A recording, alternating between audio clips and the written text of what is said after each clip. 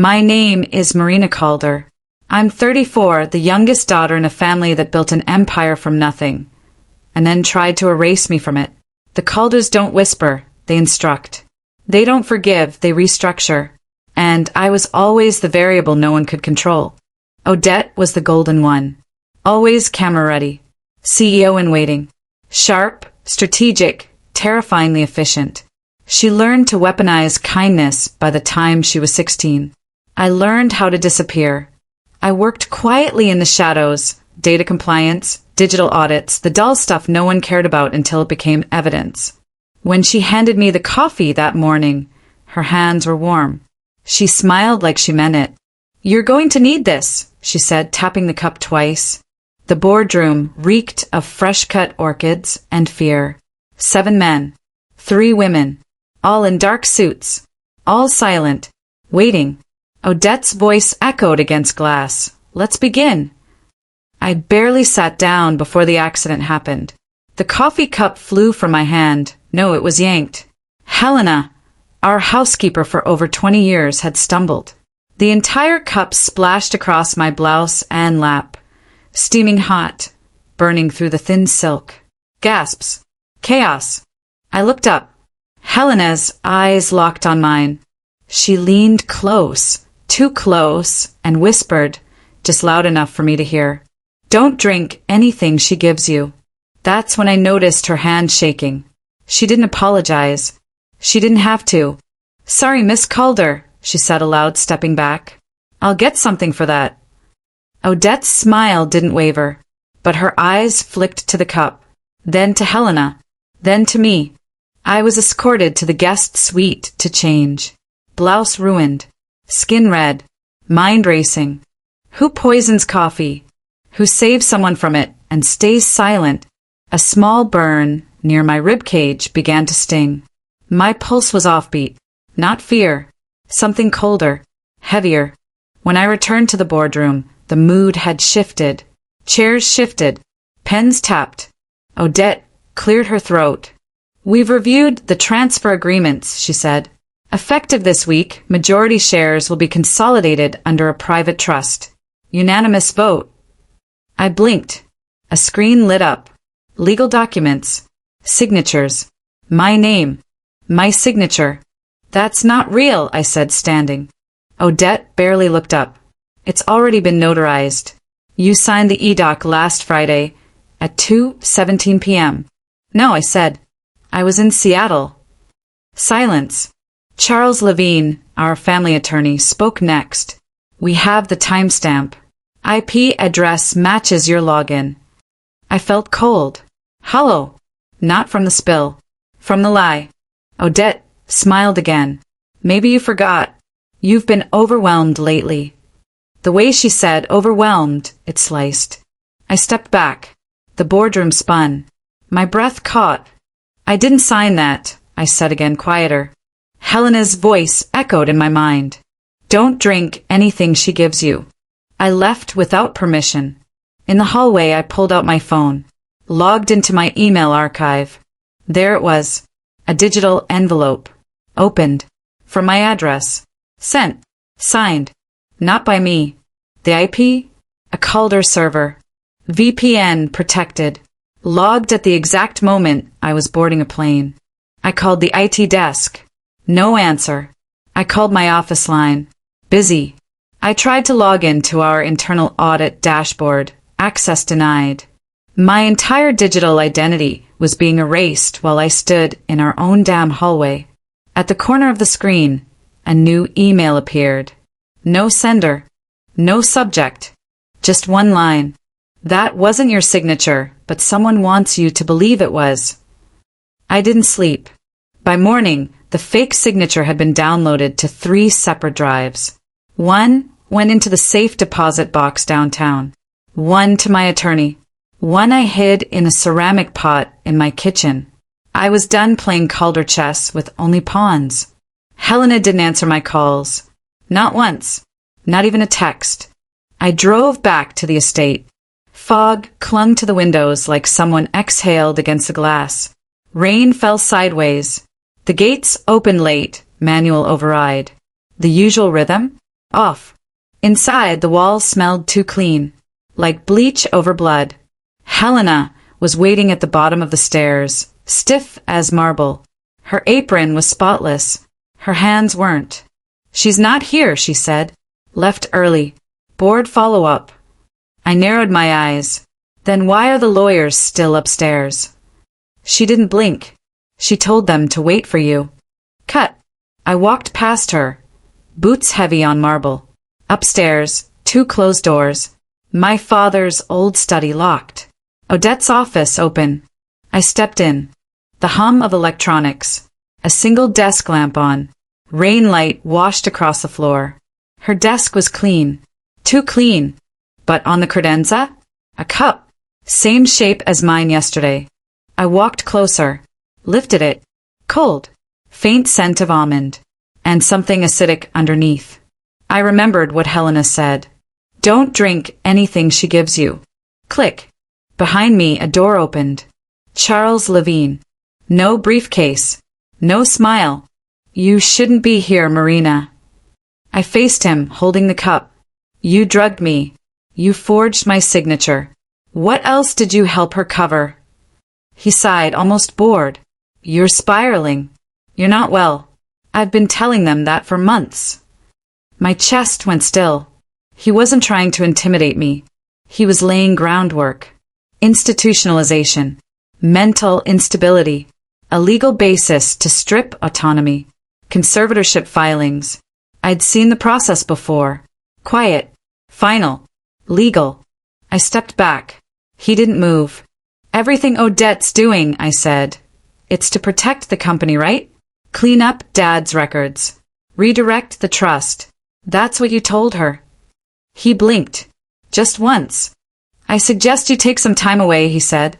"We can arrange a retreat. You need rest." Retreat. A pretty word for prison. I walked out. Fast. Helena wasn't in the hallway anymore.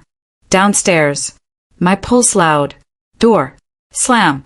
Rain hit my face. I didn't stop. I drove straight to the office. Downtown, our building loomed over the loop, gray glass and silence. Inside, the security guard barely looked up.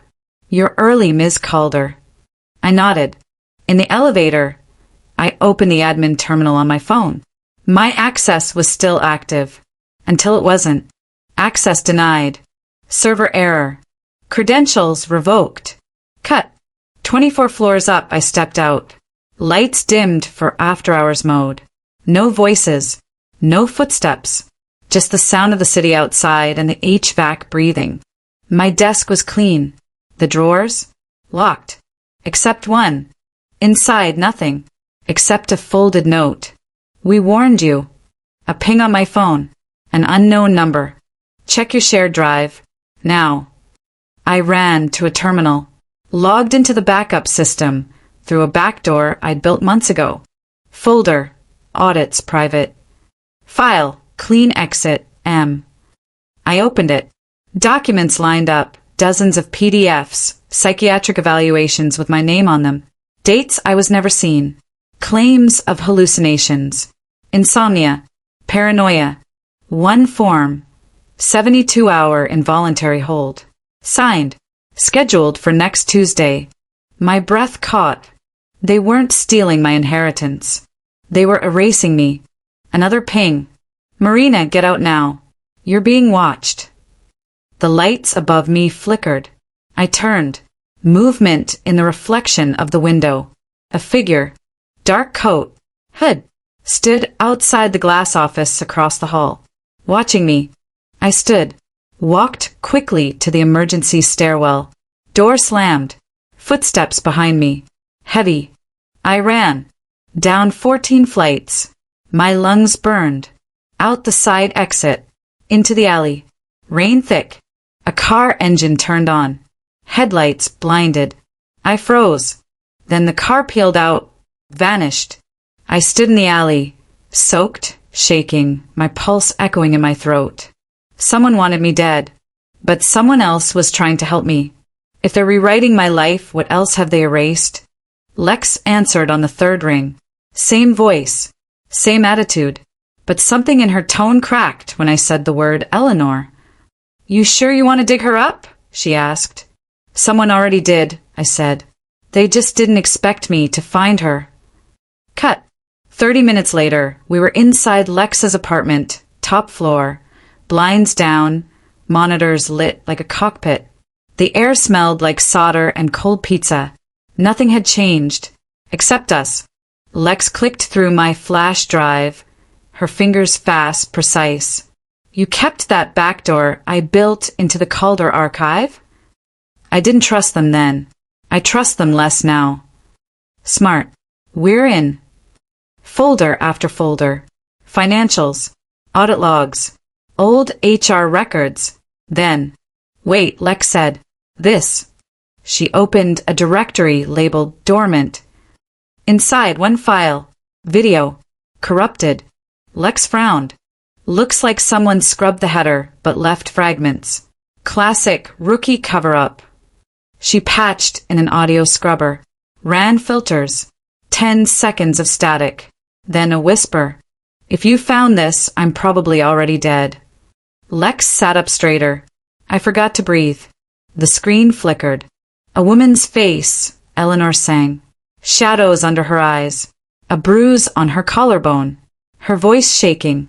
"They made me sign the audit, then told me to leave town. When I said no, they sent him." "Him who?" I whispered. Lex rewound. Froze the frame. In the background, barely visible, a suit. Male. Tall. Talking to someone off camera.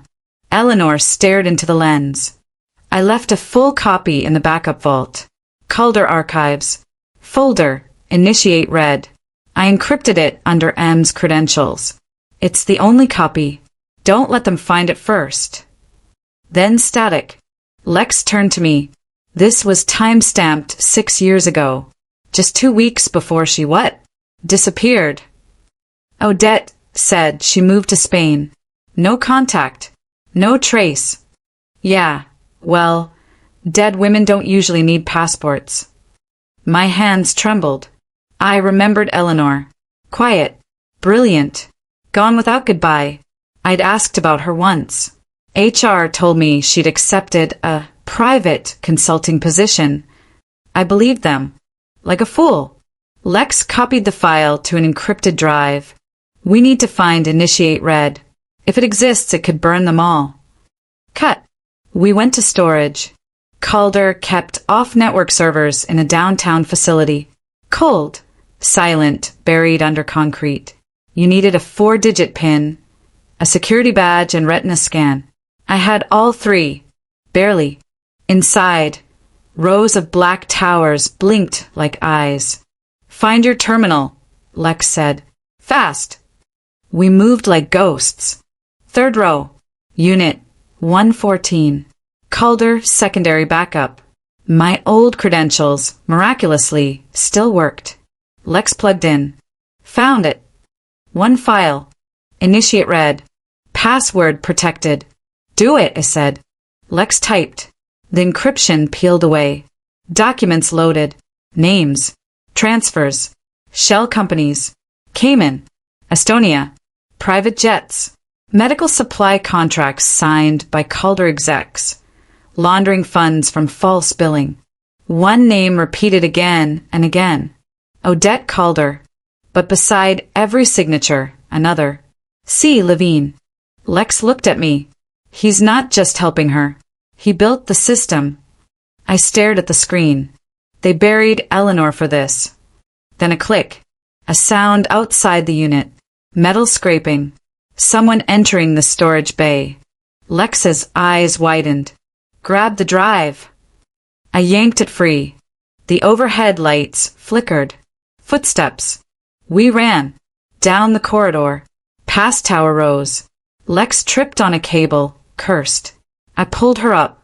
Security door in sight. Beep. Beep. "Come on." I screamed. The lock disengaged. We burst into the lobby. Breathless. Rain smeared the glass windows. No one followed. But I felt it. Someone had been inside. Lex looked at me. "We should go to the police. They'd bury it. Just like her." Outside, I turn on my phone. 5 missed calls from an unknown number. A new voicemail. You're not supposed to have that file. We warned you once. I looked at Lex. They don't want justice, I said. They want silence. My phone buzzed again. A new message. Drop this. Or drop dead. I showed Lex. She didn't flinch. Then we don't drop it. We double down. We walked outside. A white sedan idled across the street. Its engine started as we stepped off the curb. It didn't follow, just rolled away, watching, waiting. The woman they erased just came back to life, and she's speaking to me. By morning, the message had vanished. No trace, no sender ID, no record in the system. Lex confirmed it. They're scrubbing in real time. That's next-level surveillance. You're not paranoid, Marina. You're hunted. I looked out the window. The street looked normal. A jogger, 2 dog walkers, a man reading the paper on a bench. Normal eyes. I had one shot before they closed every door. So I made a call I never wanted to make. Nolan Gray, Calder's former compliance director, the only one who ever questioned Odette publicly, and the only one who disappeared right after. He picked up after 2 rings. I told myself I wouldn't talk to anyone with that last name again. I'm not like them. That's what your sister said, before she buried me. I met him at an old diner in Logan Square. He looked thinner, older, more angular. His hands shook slightly when he reached for his coffee. No one disappears by accident, he said. They erased my career, reputation, pension overnight. I filed a report. I went to AMC. I had proof. Where is it? He pulled out a flash drive, slid it across the table. Encrypted, double layer, bank codes, shell accounts, even payroll fraud. But there's more. What? Odette's not the top. I froze. What do you mean? He looked around, leaned closer. There's a name that shows up in wire transfers. Large ones. Personal accounts. He scribbled on a napkin. M. Lawrence. My chest tightened. Mitchell Lawrence. My mother's longtime accountant. Family friend. Trusted. Quiet. Always present. Never loud. Another cut. Back at Lex's, we ran his name through public registries. Dozens of hits. But one stood out. He was the registered trustee for a shadow account tied to a dormant LLC, Aurora Trust Holdings, the same entity that now held majority Calder shares. And the address? Not corporate. A beachside property in Carmel, California. Lex turned. Guess who bought that house under an alias 2 months ago? She showed me the title transfer. Odette Calder Lawrence. I blinked. She married him? Lex frowned. Or she used his name to cover something worse. Cut. I needed access, not assumptions.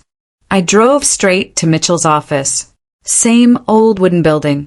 Same dead plants in the lobby. But the receptionist was new. Mr. Lawrence is out of the country, she said, not looking up. Since when? Last week. No return date noted. I leaned in. Tell him Marina Calder stopped by. That got her attention. She stiffened.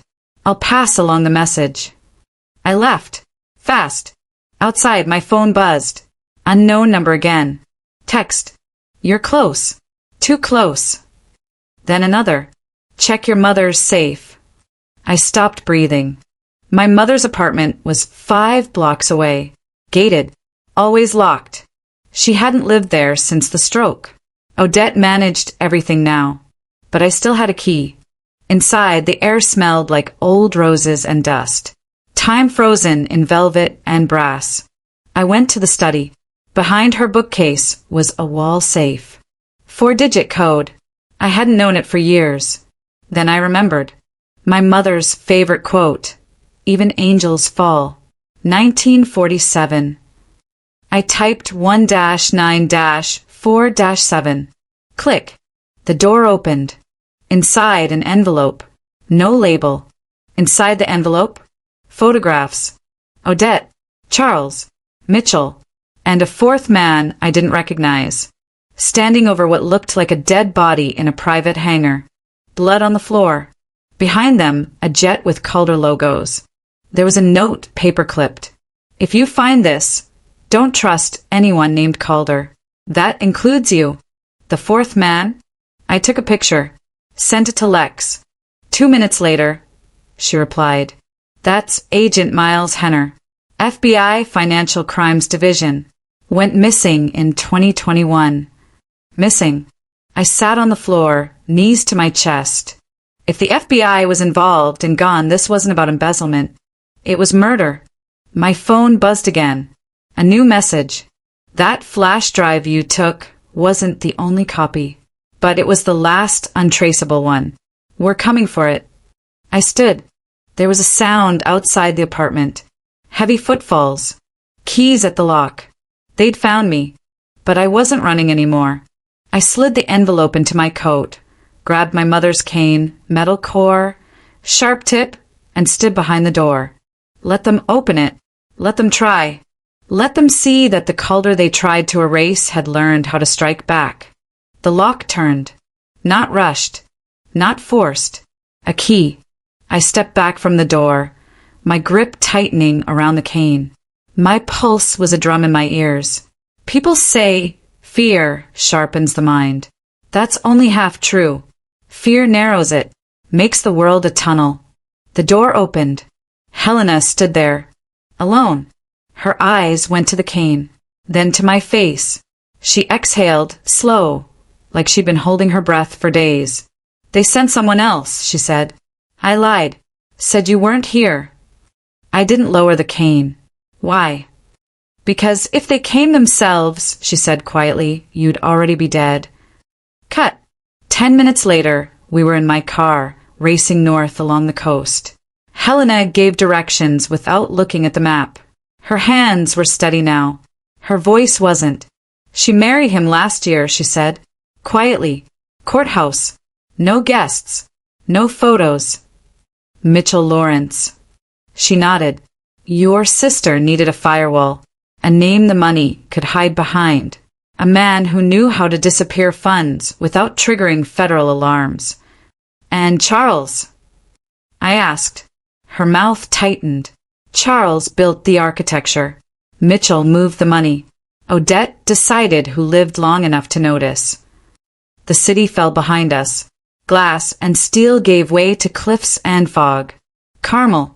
The penthouse sat above the water like it didn't belong to gravity. All glass. All angles. A place designed to make you feel small. Lex was already inside. How? I asked. She tapped her earpiece. Private event. Charity gala downstairs. Half the guests are drunk. The other half are lying. I looped the cameras for 6 minutes. That's all we get. 6 minutes. People underestimate how much damage can be done in 6 minutes. We moved fast. Inside, the penthouse smelled like citrus and ozone. Storm coming. The ocean below slammed against rock in slow, violent rhythm. Lex went to the server cabinet. Helena stood watch. I went to the desk. Folders. Contracts. A silver frame, turned face down. I flipped it. Odette. Mitchell. Champagne glasses raised. Smiling. Happy. A sound behind me. Applause. Slow. Deliberate. Well, Odette said, stepping out from the hallway, you finally stopped running. She wore white. Always white. Like she was the one who got to decide what stayed clean. Where's Mitchell? I asked. She smiled. He's not relevant anymore. The words landed heavier than a confession. You forged my signature, I said. You tried to drug me. You tried to lock me away. You were a liability. You're my sister. She shrugged. Blood is just biology. Power is choice. She stepped closer. I smelled her perfume. Familiar. Almost comforting. I gave you everything you needed, she continued. A career. Protection. a seat at the table. You gave me scraps, I said, and called it mercy. Her eyes hardened. You should have stayed quiet. Behind her, the elevator chimed. Charles Levine stepped out. No briefcase, no mask, just a gun. The room tilted. You always were sentimental, he said to Odette. I told you she wouldn't stop. He turned the gun toward me. People don't like unfinished stories. Lex cursed from the cabinet. We've got company. Sirens. Distant. Rising. Odette's head snapped toward the sound. What did you do? Filed mandatory reports, Lex shouted. FBI. IRS. SEC. The whole alphabet. Turns out murder really complicates money laundering. Charles's jaw clenched. You think that stops this? No, I said, but it ends it. He moved. Fast. The gun swung toward Lex. I reacted without thinking. Lunged. The cane cracked against his wrist. Bone gave way with a sound I'll never forget. The gun skidded across marble. Odette screamed. Charles shoved me back. I hit the glass wall. Pain bloomed, white hot across my spine. He reached for the gun. Odette got there first. She picked it up. For a moment, no one breathed. The ocean roared below us. Sirens closer now. Helicopter blades chopping the air. Odette looked at Charles, then at me. Her hand shook. He promised me forever, she said. He said I'd never be second again. Charles laughed. Actually laughed. You were always second. You just paid better. Something broke in her face. They say when someone shows you who they are, believe them the first time. Odette had. Too late. She raised the gun. If you ever loved me, I said, my voice barely steady, don't let him win. Her eyes filled, not with regret, with fury. The gun fired. Glass shattered. Charles fell. The room filled with screams and footsteps and shouting. I slid down the wall, shaking as agents poured in, weapons drawn, voices sharp and loud. Odette dropped the gun. She didn't look at me as they cuffed her. Not once. As they led her away, Lex crouched beside me. You okay? I nodded. Barely. Outside, the storm finally broke. Rain lashed the windows like applause. I watched the city lights blur and thought about something my father once said. How the most dangerous lies are the ones we tell ourselves to survive. I survived. But as the medics lifted me onto the stretcher, my phone vibrated in my pocket. One new message. No sender. You won the battle, not the war. The hospital ceiling was white. Too white. The kind of white that pretends nothing bad has ever happened beneath it. I stared at it for a long time, listening to the slow machinery of my own survival, the steady beep, the measured breath. Someone once said the body keeps the score. I believed that now. Every bruise, every ache, a ledger of truth. They told me I was lucky. That word tasted strange. Cut. The trial came fast. Faster than anyone expected. When lies collapse, they tend to do it all at once. Charles Levine pleaded out. Federal prison. No cameras. No speech. He avoided my eyes the one time we crossed paths in a hallway. A man who'd built empires with words reduced to silence by evidence. Mitchell Lawrence vanished before they could indict him. Offshore accounts frozen. Properties seized. A warrant issued that would wait for him as long as necessary. Time, after all, is patient. Odette didn't vanish. She fought. She sat in that courtroom like she still owned it. Tailored suits. Perfect posture. A woman who believed composure could substitute for innocence.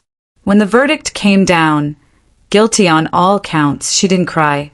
She looked at me, not with hatred, with something closer to disbelief, as if she still couldn't understand how the sister she'd overlooked had become the one who ended her. Cut. The company survived. Barely. The board asked me to step in. Interim oversight. Crisis management. I declined. Power, I'd learned, is not the same as control. And control is not the same as peace. Lex resigned the same day the verdict was announced. She hugged me hard in the courthouse hallway. Truth ages you, she said, but it also sets you free. Helena testified last. Quiet, precise, brave. She went back to school 3 weeks later. Nursing. Trauma specialization. Some people save lives loudly. Others do it with a spilled cup of coffee and a whisper at the right moment. Cut. I sold the estate. Every room in that house carried echoes. Laughter turned sharp. Love bent into leverage. I didn't want to live among ghosts who mistook proximity for loyalty. I moved north. Smaller place. Ocean nearby. Windows that opened. Mornings were quiet. I learned to drink coffee slowly again. Sometimes, when the steam rises just right, my hands still pause. Trauma doesn't vanish. It negotiates. But I've learned the difference between fear and instinct. Fear screams. Instinct whispers. And I listen now. Cut. On the anniversary of the verdict, I visited Eleanor Sang's grave. Simple stone. No flourish. I told her what happened. All of it. I told her she wasn't erased. That her voice had survived long enough to matter. There's a saying I keep coming back to, about how the truth doesn't always roar. Sometimes it waits. Patient. Unmoving. Until someone finally dares to uncover it. I think that's what justice really is. Not revenge. Not victory. But restoration. Cut. People still ask me about my sister. If I miss her. If I forgive her. Forgiveness, I've learned, is not an obligation. It's a choice. And sometimes the kindest thing you can do for yourself is to let the door stay closed. Blood doesn't entitle anyone to your silence. Love doesn't require your erasure. Family is not who shares your name. It's who refuses to poison you. Cut.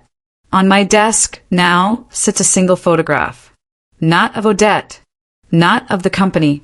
It's Helena, smiling awkwardly on her first day of school. Lex beside her, holding up a peace sign. The ocean behind us, wide and indifferent and free. A reminder that survival is not the end of the story. It's the beginning of a better one. I used to think being the youngest meant being the weakest. The one overlooked. The one dismissed. I was wrong. Sometimes the one they underestimate is the only one who sees clearly enough to stop the damage. Sometimes the life meant to be taken becomes the life that exposes everything. And sometimes the smallest interruption, a spilled drink, a whispered warning, can change the course of fate. I'm still here. And that, in the end, is the truth they never planned for.